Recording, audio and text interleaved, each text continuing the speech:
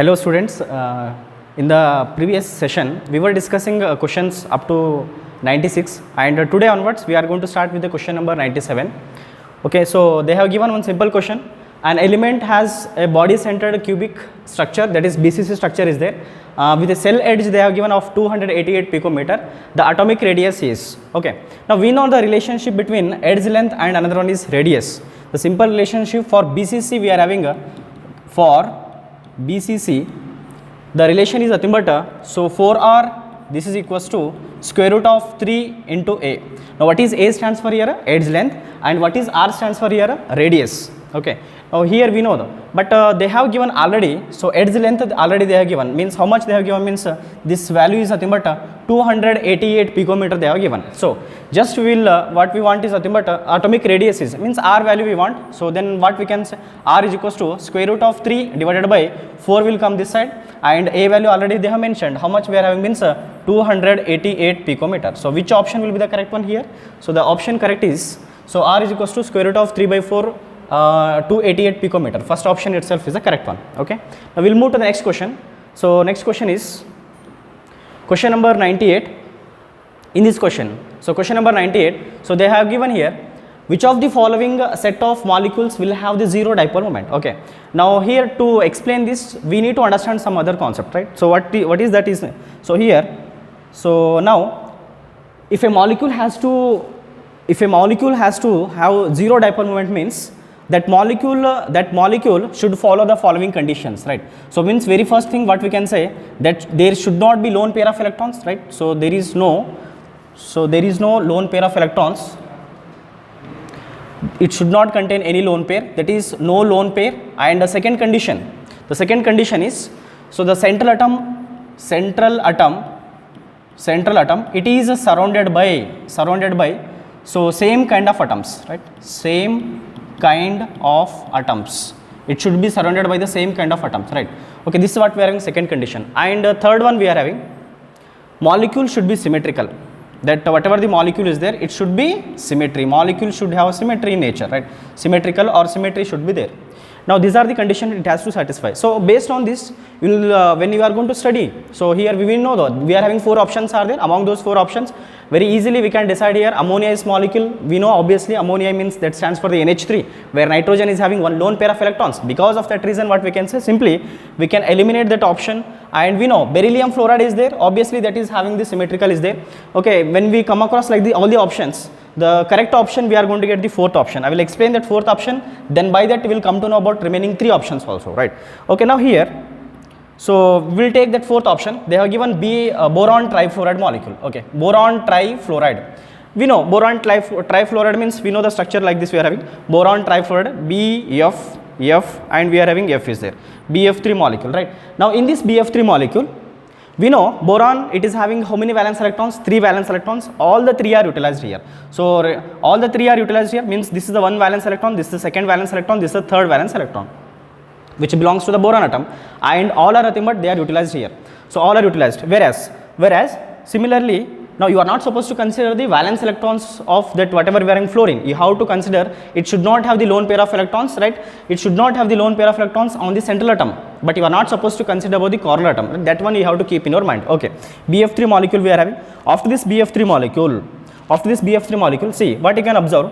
So there is no lone pair over this. Okay, so this rule it's going to be followed. And second one, central atom it is surrounded by the same kind of atoms. Obviously, see you are having all the 4 atoms, all the 3 atoms, all are nothing but same.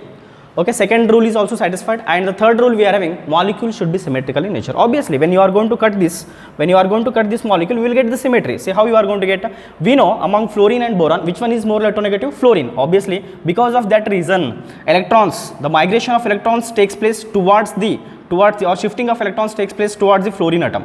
We will get slight, so here slightly negative charge on the fluorine and boron, and this is called as bond moment we are going to call. See, shifting of electrons through a bond, that is called as bond moment.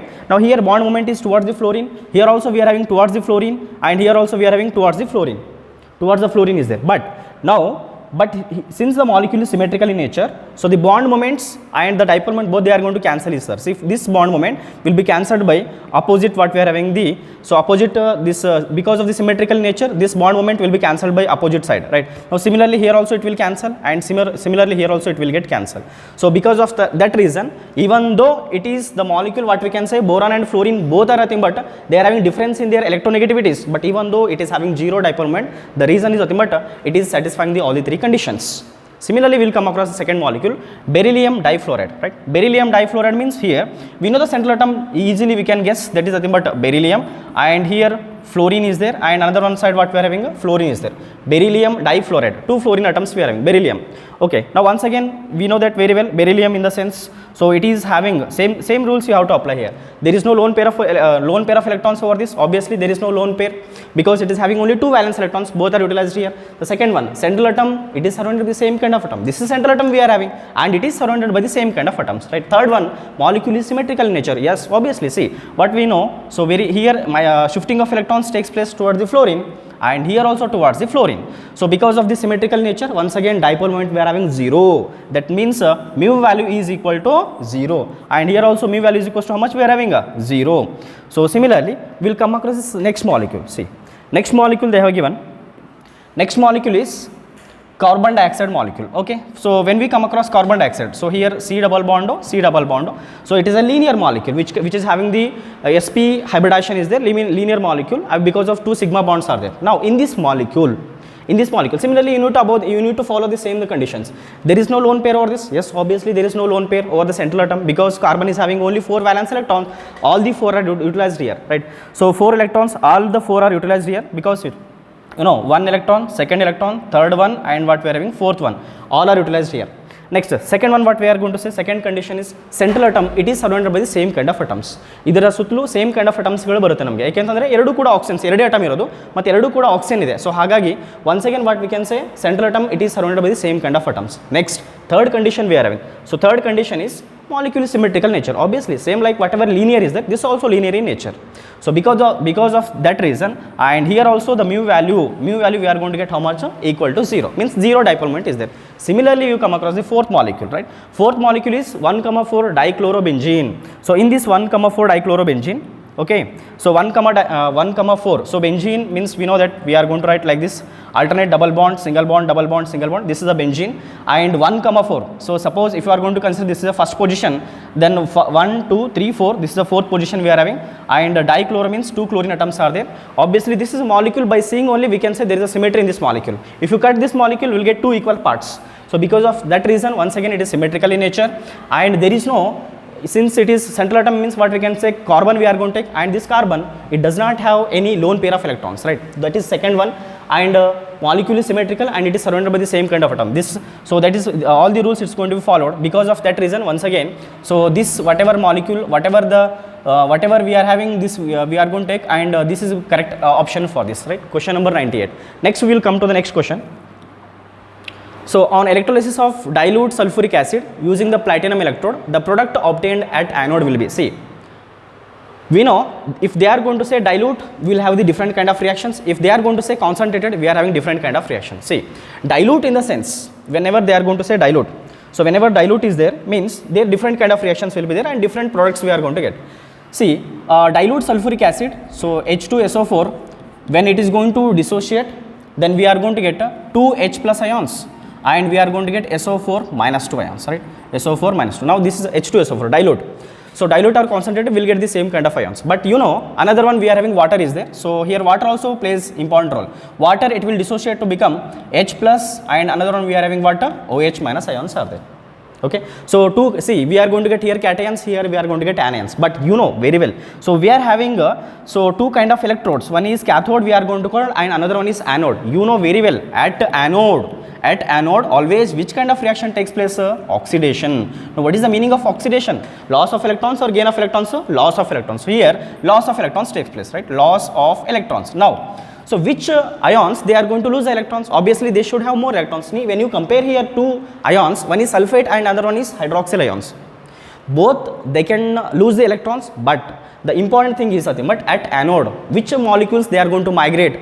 These OH minus ions they are going to move because their preferential movement is fast here, means OH minus ions they will discharge when compared to the sulfate ions because of that reason. And see why these ions only they are going to migrate, there is behind, we are having different reasons are there. One of the reason what we are having, so whatever the ions are there, so the concentration of ions also matters. Here the concentration of water we are going to take more because dilute is there. So whenever concentrate is there, different kind of reactions we will get, but concentrated means we are going to get OH minus ions, they will play important role. Now these OH minus ions, okay, so 4 moles of OH minus ions they are going to dissociate. Now means they are going to, whatever OH minus ions are there, it will lose the electron. 1 OH minus it will lose 1 electron, 4 OH minus they will lose 4 electrons.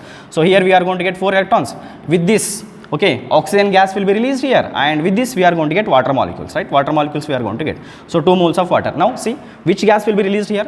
Oxygen gas will be released. So hagagi namage correct option yavudagutte andre, which option is the correct one here? Oxygen gas is the correct option, right? So whenever concentrate is there, you need to be careful about this one, right? Concentrated or dilute what they have given, okay? So now we'll go to the next one, next question. Okay, so the reaction between acetone and methyl magnesium chloride followed by hydrolysis will give, see, one is they are saying acetone. We know the acetone means, the formula for acetone we know. So CH3, C double bond O, CS3, right? This is what we are having acetone. It is an example of ketone example. And now this one we are going to treat with methyl magnesium chloride. So methyl magnesium chloride means, so here we will take another one molecule, that is CH3 methyl magnesium, and what we are having methyl magnesium chloride is there. So CH3 MgCl is there, right? So CH3 MgCl, CH3 MgCl. Okay, now when you are going to take the reaction between these two, see, we know here carbonyl group is there, and here 2 bonds are there. One bond will be sigma and another one bond will be pi bond. Pi bond is weak bond that will break very easily. So because of that reason, what happens here? So what happens here? So because of pi bond is a weak bond, now here, so this whatever the molecule is there, it will convert into CH3CO, and these electrons will be gained by, pi bond electrons will be gained by, so will be gained by oxygen. Because of that reason, over the oxygen you are going to get negative charge, but over the carbon which charge you are going to get a positive charge. Now with this what we are having here, CH3 group is there already, right? Now here we know CH3 MgCl, we are having 2 kind of bonds, listen here. So one is nothing but magnesium, bond between magnesium and chlorine, and another one is carbon and magnesium. So we know we are having 2 kind of bond here, purely ionic bond, magnesium and chlorine, between these two is purely ionic bond, but whereas between carbon and magnesium, here also we are having little bit ionic character, but when compared to this, it is purely ionic bond because of that reason. And you know ionic bond is stronger when compared to this covalent bond. So here we are having ionic character less is there, covalent character more we are having. Because of that reason, this bond will break very easily when compared to the bond between magnesium and chlorine. And after breaking this bond, okay, so after breaking this bond, what we are going to get? See, after breaking this bond, so CS3, you know very well, CH3 it is more electronegative when compared to the magnesium. It will gain the electrons and it will convert into what? CH3 minus we are going to get, and Mg is going to become, so this bond is going to break, okay. Now see, over this CH3 we are going to get negative charge, and over this magnesium we are going to get positive charge. We know here negative positive, here also we are having negative positive. So we know, so this minus ion, so it's going to be attached with the MgCl part, then we are going to get, see, this MgCl we are going to get here. So the answer what you are going to get is, see, CH3 is there already, and what we are having carbon is there. Now here oxygen is going to be attached with which one? Mg. So here oxygen is there, and it is going to be attached with the MgCl, okay. Now this is CH3, since it is having negative charge and it is having the pair of electrons to donate to this carbon, which is electron deficient, but this carbon is already having CH3 group is there, and this CH3 is going to be attached to this, and here we are going to get CH3. Now see, after this they are saying on hydrolysis, you have to do hydrolysis now, means we need to treat with the water. So in this case what happens? So when we will treat with the water molecules,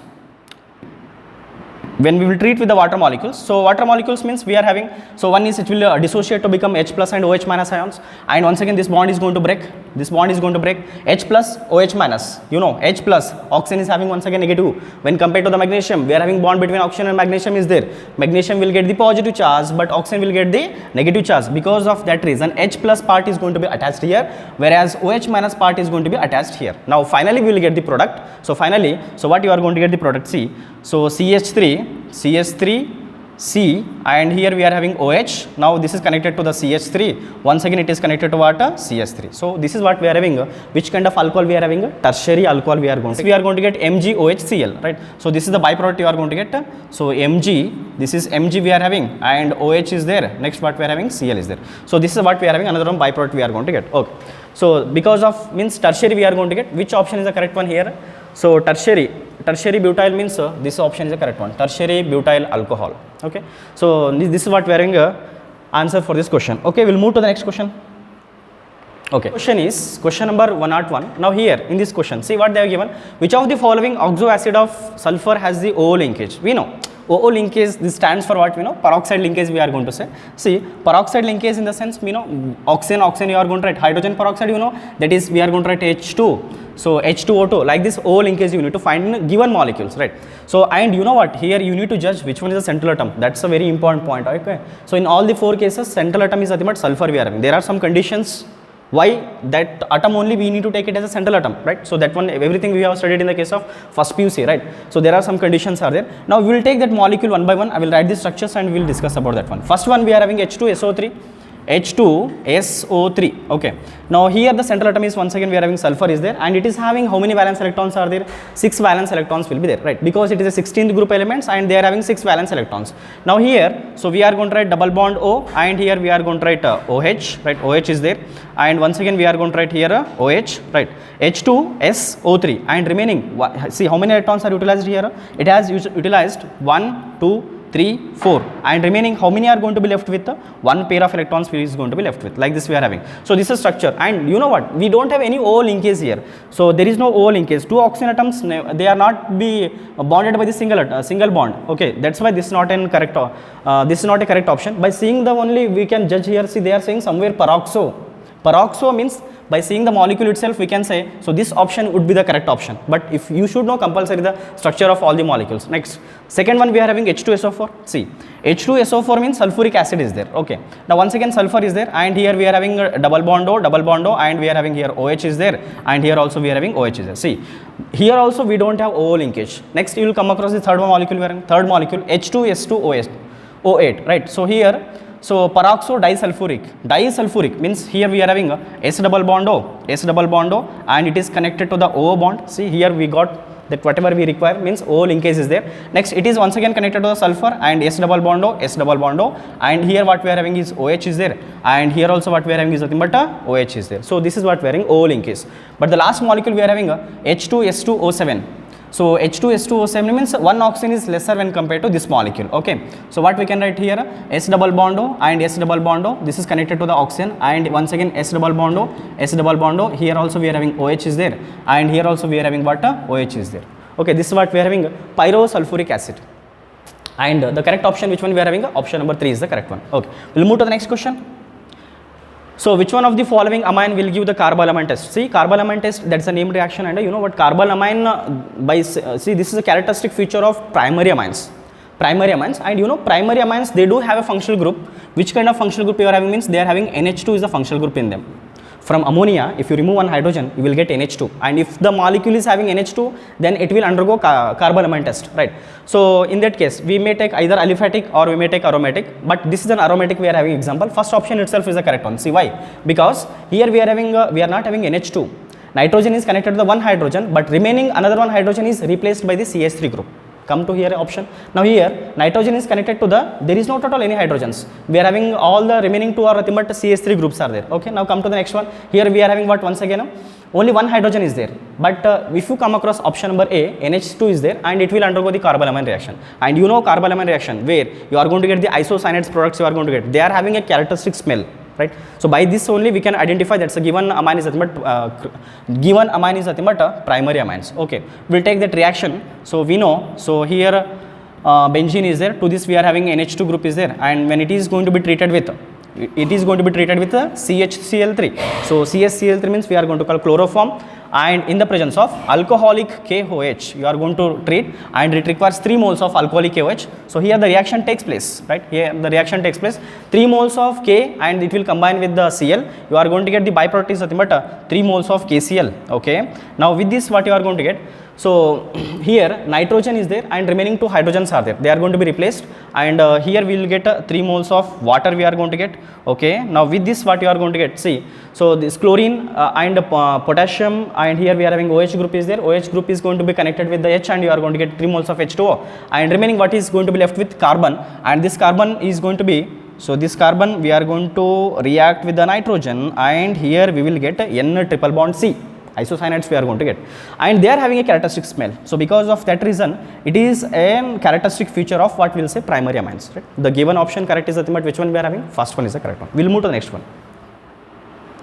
Okay, so next question we are having, so calculate the, okay, one second. Okay, now the next question we are having, the calculated spin only magnetic moment of Cr+2 ion is, okay, see, so Cr+2 ion they are saying, we know, see, especially they are going to ask you questions, usually they are going to ask you about one is chromium or other is copper, because they will show the abnormal electronic configuration. That's the reason they are going to ask you. See, so Cr is there, Cr+2 they have given. So we know chromium in the sense, it's having the atomic number of 24, and you are going to fill the electrons. How you are going to fill the electrons? We will fill the electrons in, so here we are going to write up to argon, 18 electrons will be there. After that we are going to write one is 4s and another one we are going to write 3d. But for 4s, we have to fill the electrons here. So 4s1, and next we are going to get 3d5. This is electronic configuration, and why we will get this kind of configuration, we are having different reasons are there. But we will come to the question directly now here. See, while adding the electrons, you have to add to the 4s first, because of less energy of 4s when compared to 3d, and while removing the electrons also, you have to remove from the 4s only, because 4th shell will come outermost. Because of that reason, you have to remove electrons from this.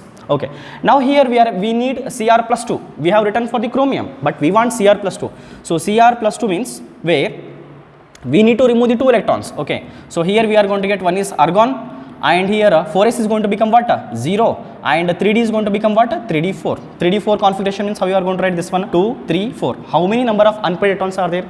4. That means n value we are going to say, right? N value how much we are having means n value is equals to 4. And we know the formula to calculate the spin only magnetic moment. That formula is nothing but mu is equals to square root of n into n plus 2 bm. Now what is bm stands for here? It is a unit, and bm stands for the Bohr's magneton. So see, there is no need to solve this question and these values and all. See, if you get n value is 4, if you get n value is 4, you will get the option 4.8, 4.9 nearby that one. See, so directly I will tell you simple trick to remember you. So if you get here n value is 1, whenever n value is 1, you will get the mu value. So you will get here mu value. So this will be, so mu value will be 1.72. If you calculate, you will get nearby 1.7 to 1.9. In this range only you are going to get. If you are having n value is 2, then in that case mu value is equals to, right, so 2.7 to 2.9. Under this means you will get value in between of this one, right? So if n value is 3, so n value is 3 means 3.7 to 3.9, 4 means 4.7 to 4.9. Directly by seeing the option only we can tick, no need to answer this one, right? So if you substitute also you will get the same answer. So how much you are going to get means, so n value you have to substitute 4 here, then you will get square root of 4 into 4 plus 2. So then you have to add, then you have to multiply, then you have to remove the square root, then once again you will get the same value. That's how much you are going to get, 4.9. So that's why you need to remember this one. By that easily you can tick the options, right? So they may reverse the question sometimes they may give 4.9, and what is the n value they are going to ask you. In that case, if they give 4.9 means directly you have to go to the option 4. If they give 3.87 means directly I can say here this whatever the spin only magnetic moment is there, and how many number of unpaired electrons are there, 3 are there. Like that you need to judge. Okay, we'll come to the next question. So the next question they have given, this is based on the what we are in thermodynamics is there. So the correct option for the free expansion of an ideal gas under the adiabatic conditions is, we know, see in the given sentence only they have given some meanings. They are saying the adiabatic in the sense what we can judge here. So here Q value will be equals to 0. Okay, Q value will be equal to 0. Then, so they are saying free expansion, it is undergoing, so whatever the cylinder is there, it is undergoing expansion. Expansion means there is no external pressure over that. There is no external pressure. So that's why what we can say work done, this equals to minus P external into the volume what we are going to write V. But here P external value is nothing but 0. since this is 0, when you are going to multiply 0 into anything is nothing but once again work done, how much you are going to get?